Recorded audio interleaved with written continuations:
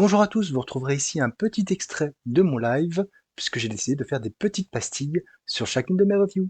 Enjoy! J'ai lu le Savage Dragon numéro 270, dessiné par Eric Larsen chez Image Comics. Donc, je sais comment dire que ce numéro était, était encore hyper bizarre dans cet épisode. Alors, comment résumer les choses? Parce que Larsen, notre ami Larsen, alors lui, il part dans tous les sens, mais véritablement. Donc, Malcolm Dragon, avec sa petite famille, ils sont quand même 6, je crois.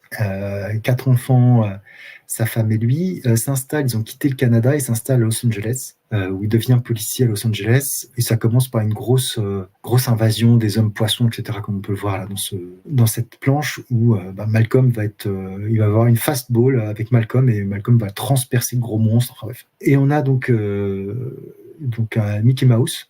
Alors, je sais pas d'où il sort ce Mickey Mouse, parce qu'il y a qu'une partie qui est tombée dans le domaine public, enfin, je sais pas comment Larsen l'utilise, un Mickey Mouse gros pervers sur les bords, qui a fait des attouchements sur la femme de dragon, enfin, il y a eu un scandale, enfin bref, vraiment pas net, mais vraiment genre la grosse critique envers Disney, où on traîne bien dans la boue, etc.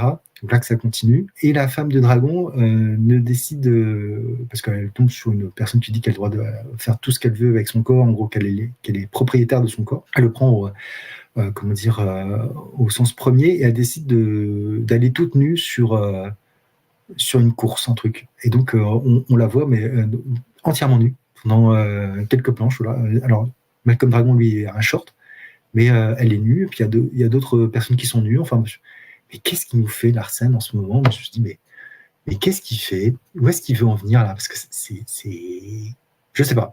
C'est un mélange entre du Kirby pour les scènes d'action, de l'hyper graveleux au niveau des relations des personnages, des comics pour adultes, parce que voilà, je ne sais pas ce qu'il veut faire.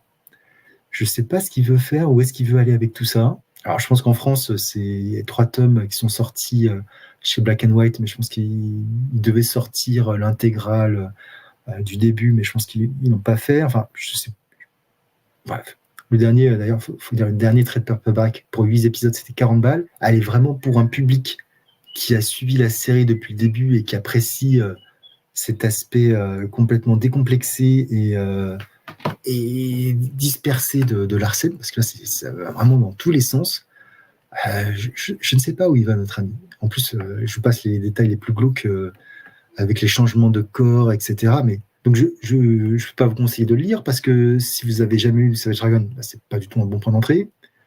Parce que vous allez vous dire, mais qu'est-ce que c'est que ce comics, quoi? Je pense que là, tout le monde se dit, mais qu'est-ce que c'est que ce comics? C'est pas possible.